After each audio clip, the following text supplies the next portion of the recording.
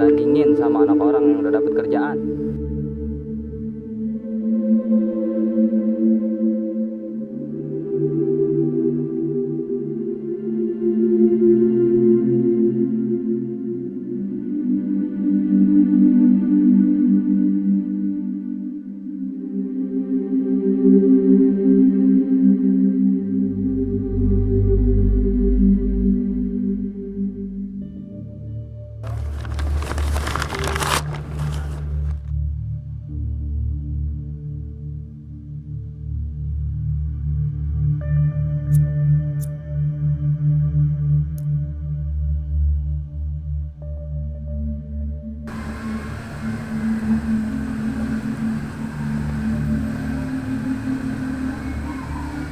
Gue harus buktiin penghasilan bukan hanya ada di satu titik,